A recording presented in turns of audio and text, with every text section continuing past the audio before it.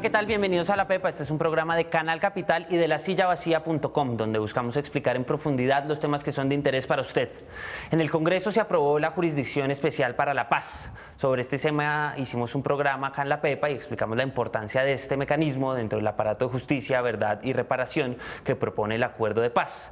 Generalmente el debate sobre estos mecanismos se centra en la verdad y la justicia que deben las FARC. Con mucho más debate se habla sobre los agentes del Estado que hayan cometido delitos relacionados con el conflicto, pero hay un tercer grupo del cual no se habla tanto y que jugó y jugará un rol muy importante en este proceso. Se trata de civiles que tuvieron participación determinante en la guerra, y en este programa en específico queremos hablar de las empresas que jugaron un rol, de los empresarios. Para hablar del tema tenemos a dos invitados que han estudiado muy de cerca este tema. Ellos son Juan Carlos Ospina, él es coordinador en la Comisión Colombiana de Juristas, tiene una maestría en Derechos Humanos y es abogado especialista en cultura de paz. También es coautor de este libro donde habla del rol de las víctimas en este sistema de justicia. Bienvenido. Muchas gracias por la invitación. Y también tenemos invitado a Daniel Marín, él es investigador de justicia en justicia transicional, es coautor del libro La Paz, la responsabilidad de todos, un libro donde hacen un análisis comparado de las corporaciones, de las empresas en los procesos de paz en el mundo, y es politólogo y abogado. Bienvenido. Gracias. Con estos dos expertos vamos a ver qué saben los que saben.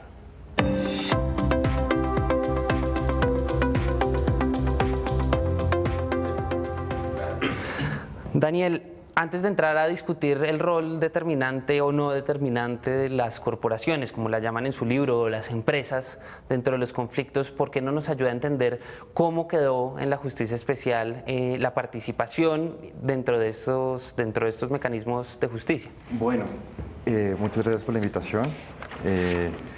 La verdad, la inclusión de terceros civiles, incluidos los terceros corporativos, arrancó desde el mismo comunicado que dijo que se creaba la JEP. Eso en su momento causó revuelo, hubo algunos comunicados de parte del Consejo Nacional Gremial, el presidente respondió que no debían tener temores, y desde ahí siempre ha sido un tema constante. Salió en el primer acuerdo de Cartagena, se fue uno de los temas de campaña del no, y fue un tema que al final terminó con las modificaciones dentro del nuevo acuerdo del Teatro Colón. ¿Cómo quedó y cómo lo compila el artículo 16 del acto legislativo? Tiene básicamente dos incisos, un inciso en donde se aprueba la participación voluntaria de los empresarios que crean que hayan tenido un rol, una participación en hechos del conflicto armado y que quieran tener una seguridad jurídica frente a sus hechos. Esto bajo las condiciones de que reparen y digan toda la verdad. En el segundo, frente a las graves violaciones a los derechos humanos, tiene competencia la jurisdicción de llamarlos a comparecer y decirles: ustedes, para haber participado en estas graves violaciones a los derechos humanos, tienen que participar en la Jurisdicción Especial de Paz. Esto, la mayoría de la información de donde salga esto viene de informes de instituciones estatales y de organizaciones de víctimas.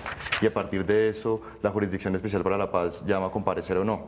Claro, siempre debe contrastar estos informes con otros medios de prueba para cerciorarse de que estas personas han sido partícipes de graves violaciones a los derechos humanos. Juan Carlos, ¿usted cómo ha visto este punto frente a terceros responsables y en específico frente a corporaciones o empresas, como decía Daniel? ¿Cómo ve que quedó el punto y cómo ve que va a trascender a un mecanismo de justicia, verdad y reparación? Bueno, este punto es muy importante. Digamos que hay un contraste. Lo primero es lo que quedó incorporado en el acuerdo. Y segundo, lo que está incorporado en un acto legislativo, que es una modificación de la Constitución que se hace para establecer de manera clara cuál es la medida de justicia que tendrían esos terceros. El acto legislativo incorpora dos disposiciones que son aplicables a terceros. Una en relación con las conductas que estén relacionadas con la apropiación de tierras en despojos o en abandonos, y lo que dice es que si eso tuvo relación con lavado de activos, testaferrato y con otros delitos, pues en esos casos el competente será la justicia ordinaria. En relación con la jurisdicción, entonces dice las más graves violaciones a los derechos humanos, es decir, aquellos delitos donde la comunidad internacional, la humanidad en conjunto se ha puesto de acuerdo para establecer que ahí debe hacerse justicia, pues entonces en esos casos digamos que hay tres caminos que se pueden tomar en la jurisdicción. Uno es que voluntariamente los terceros se acojan.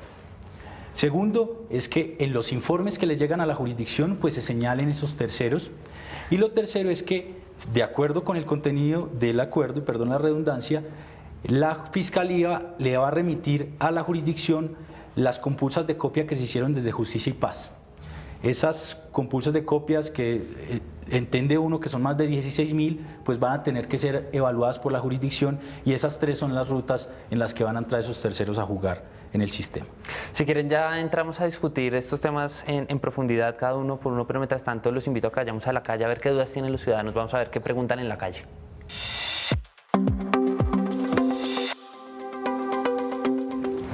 Tengo una duda. En la Jurisdicción Especial para la Paz, ¿qué delitos serán tenidos en cuenta para los empresarios?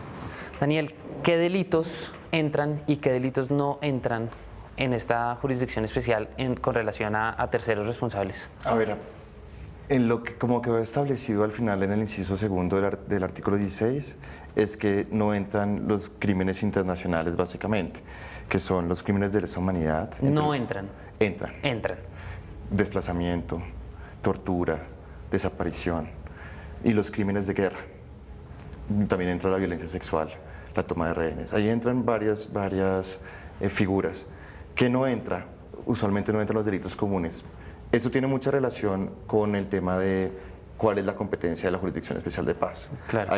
Seguramente lo han hablado en otros programas, pero la Jurisdicción Especial para la Paz está pensada para el juzgamiento de esas graves violaciones a los derechos humanos, y ahí es donde concentra su accionar. Entonces, por eso el inciso segundo contempla que sean la participación determinante en esas graves violaciones a los derechos humanos las que entre a la jurisdicción.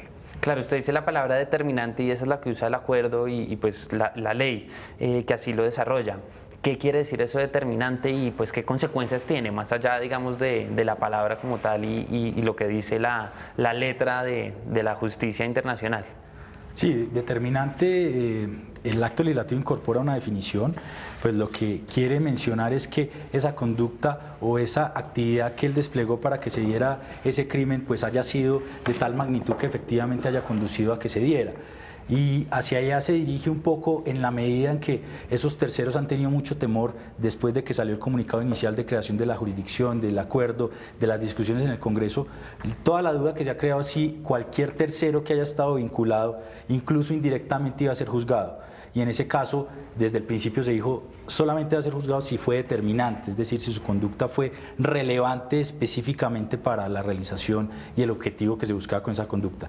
Sobre eso, digamos, hay discusiones.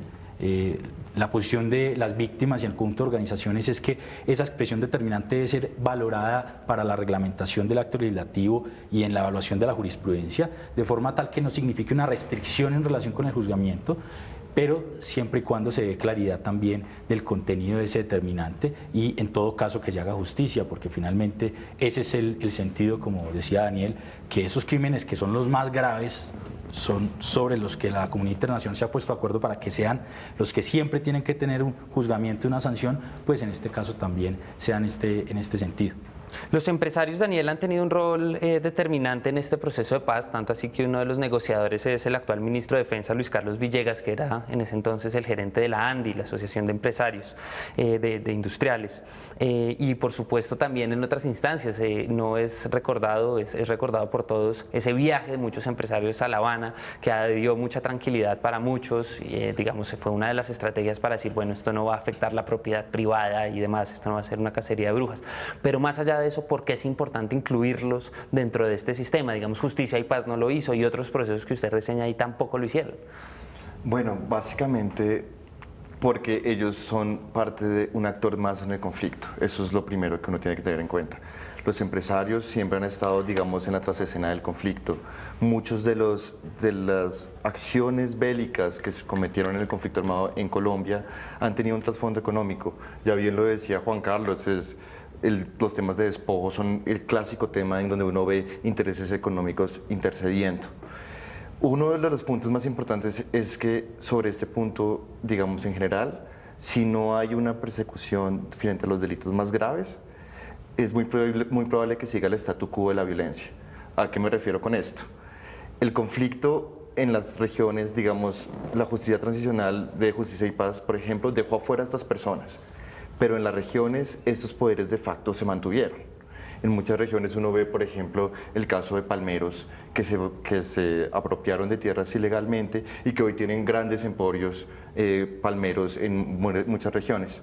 Yo recuerdo, por ejemplo, una anécdota que me pasó en María la Baja, donde hablé con un líder de restitución y él le habían restituido su tierra, pero dijo, cuando me restituyeron, terminé metido en la mitad de una hacienda de palma, lleno de palma alrededor, totalmente hacinado, y además teniendo que aguantarme el ejército privado que tenían ellos ahí, o sea, la seguridad privada que tenían ellos ahí.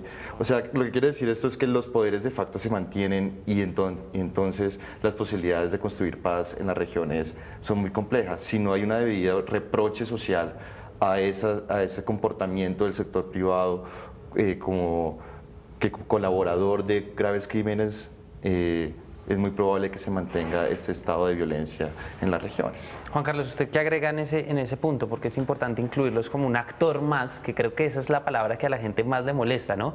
Es una de las grandes críticas. ¿Cómo me van a igualar a mí con las FARC? ¿Cómo me van a igualar a mí con un actor ilegal, no? Eso decía el senador de Cambio Radical, ¿no? Uno de los proponentes de la definición de participación determinante. Hay una hipótesis importante, que es una hipótesis que ha marcado todo el conflicto, y es que hay intereses particulares que están en la guerra. Entonces, esa hipótesis, pues, digamos, se ha resuelto de una u otra manera con decisiones judiciales hasta ahora, y es importante que eso también suceda acá.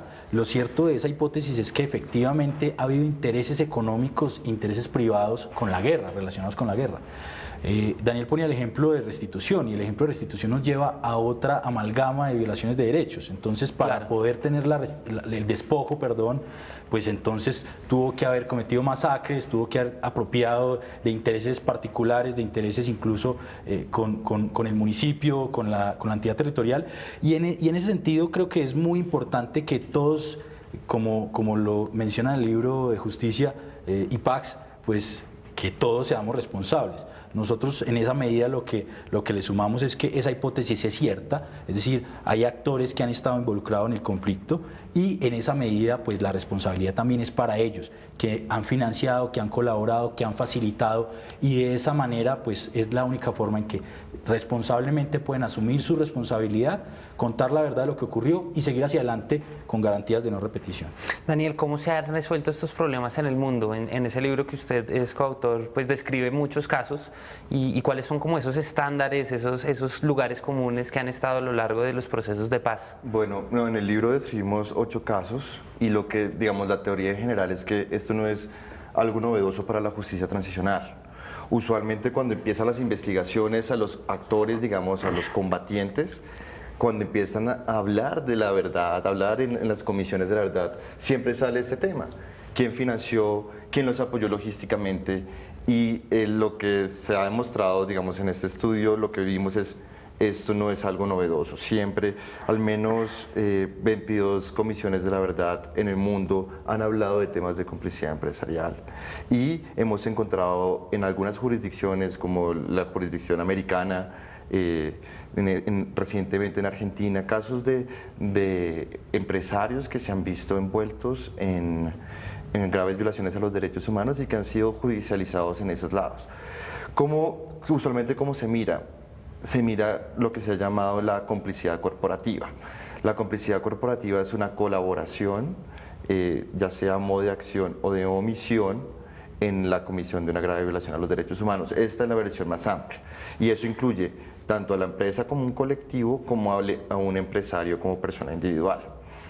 Esta cooperación ha sido evaluada de diferentes maneras, lo cierto, por diferentes jurisdicciones. Lo cierto es que, por ejemplo, uno de los casos más resonados para nosotros en América Latina fue uno reciente en Argentina, donde un juez argentino condenó a un empresario dueño de una flota, de unos transportes... ¿De barcos, pues? No, interurbanos. Como buses. Los buses, que habían colaborado con la represión sindical de esa misma empresa, los sindicatos de choferes de esa empresa.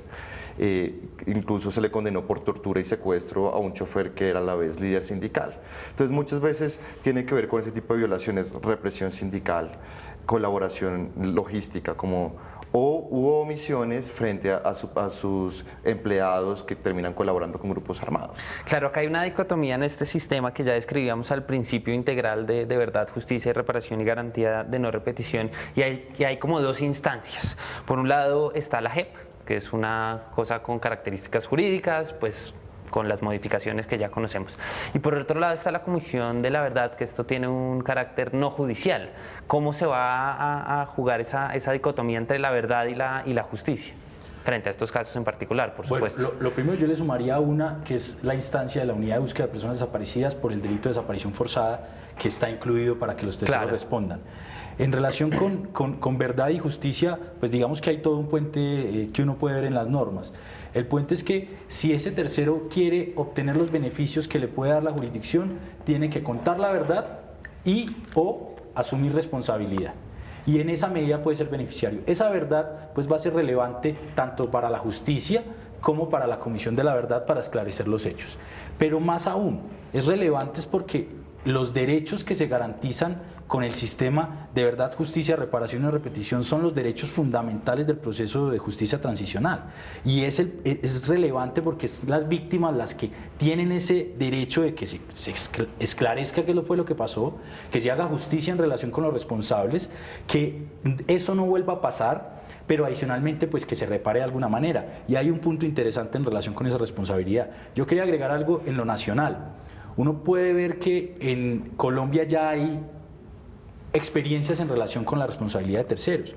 Por un lado, las personas que fueron objeto de declaraciones en Justicia y Paz, que fueron compulsadas de copias a la justicia ordinaria para que se investigara, digamos que ahí no hay mucho éxito. En general la justicia ordinaria no tiene mucho éxito, más del 90% de impunidad en general. Y la otra experiencia es restitución, y es una experiencia también interesante porque opositores de los procesos de restitución han sido las empresas, y han sido las empresas las que han sido condenadas y declaradas como de buena fe o de mala fe, e incluso condenadas a asumir reparaciones y a devolver los predios en ciertas condiciones. Entonces, esa experiencia es muy importante y además la garantía de esos derechos de las víctimas. Yo quisiera agregar algo ahí. Nosotros en De Justicia hicimos un análisis de las sentencias de Justicia y Paz que justamente hablaba Juan Carlos, y es verdad, o sea, esa es la teoría de que no estamos arrancando de ceros, es totalmente verdadera. O sea, la Jurisdicción Especial para la Paz va a tener una base, y una base que se encuentra también en las mismas sentencias. Nosotros hicimos un monitoreo de las sentencias hasta 2015, nos falta la tareita de 2016, 2017, pero hasta 2015 por lo menos encontramos 600 menciones a empresarios.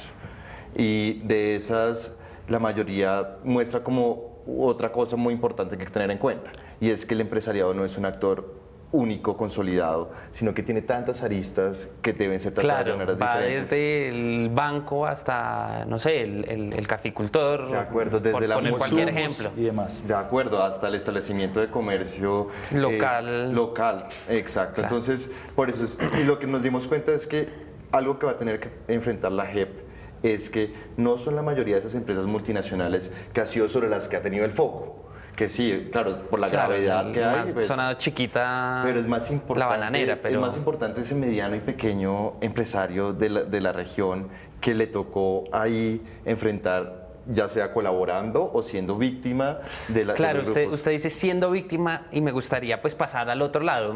Hemos partido del supuesto como de que hay una gente que ha sido victimaria, ha participado directamente en el conflicto desde las empresas, pero ahora pensémoslos como víctimas. ¿Cómo entra este punto ahí a jugar en la ecuación? Pues digamos que es el contraste. Cuando uno tiene un grupo social, pues, perdón compararlo, pero hay buenos y malos. Claro. Y en esta medida, pues si hay alguien que haya sido víctima y en función de eso su actuación estuvo supeditada, pues esas personas no tienen que entonces ser judicializadas. Pero sí las personas que fueron determinantes, es decir, que establecieron conductas que permitieron la violación de los derechos humanos, y no solamente cualquier violación, las violaciones más graves a los derechos humanos. Entonces, pues las personas que consideren que son víctimas y que efectivamente lo hayan sido, pues no serán juzgados. Pero aquellas personas que sean responsables y quieran simplemente dar una estela de que son víctimas, pues esas personas tienen que ser procesadas y juzgadas.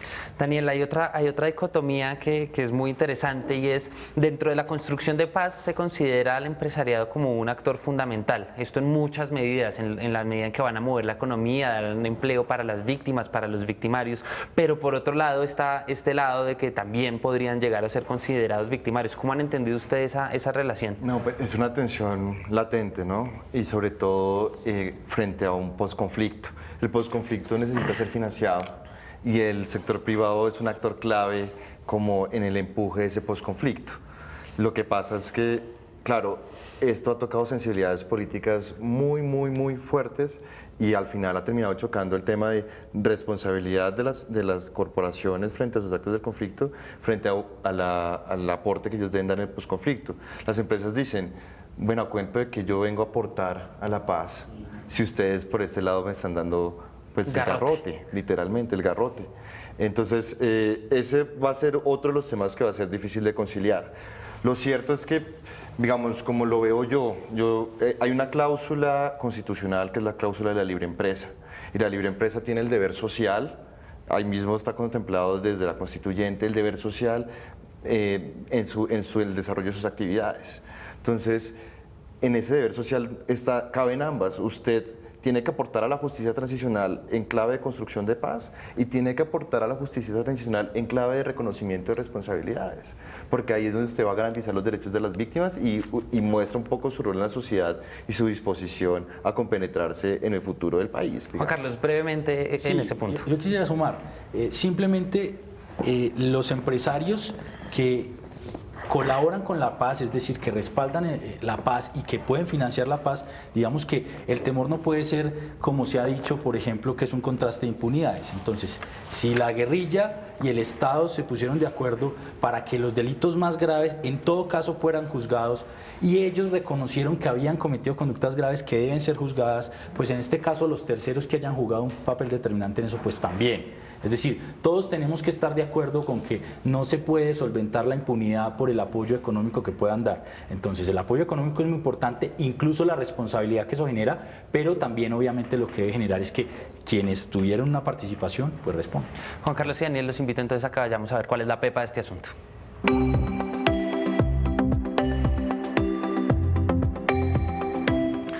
Hoy estamos intentando entender el rol que jugarán las empresas en el sistema de verdad, justicia y reparación y garantías de no repetición que se propone en el acuerdo de paz firmado entre el gobierno y las FARC. Daniel, en menos de un minuto, ¿cuál es la pepa de este asunto? La pepa es que los empresarios deben meterle a toda al sistema, deben saber que hay garantías, que hay unos estándares que van a ser aplicados. No se trata de una cacería de brujas, se trata más bien de una responsabilización y un deber moral con el país. Juan Carlos, ¿cuál es la pepa de este asunto? Yo tendría ¿Y cómo incentivar a que esto pase además? Yo tendría tres asuntos. Uno, entender que la responsabilidad de las empresas no se agota en lo penal, es decir, puede haber también medidas económicas. Dos, hay un desafío de la reglamentación en este asunto y la idea es establecer esas medidas de reparación y garantías de no repetición. Y tres, y creo que es lo más importante, es que las empresas y los empresarios deben comprender que su actuación es legal siempre y cuando protejan los derechos humanos. Pero cuando vulneren los derechos humanos, pues obviamente hay que asumir responsabilidades. Y hacia el futuro es lo que debe pasar. No queremos que se repita ese interés económico en el conflicto. Daniel y Juan Carlos, muchas gracias por haber aceptado la invitación a este programa y a todos ustedes recuerden que La Pepa es un programa en alianza de Canal Capital y de lasillavacía.com. Pueden escribirnos a nuestra cuenta de Twitter, @lapepa_oficial o a la del canal o la silla que salen en pantalla y cuéntenos qué tema quiere que tratemos con dos expertos como los de hoy. También este programa quedan en las cuentas de YouTube, tanto de Canal Capital como de La Silla Vacía, para que ustedes puedan compartir y ver una y otra vez. Hasta la próxima.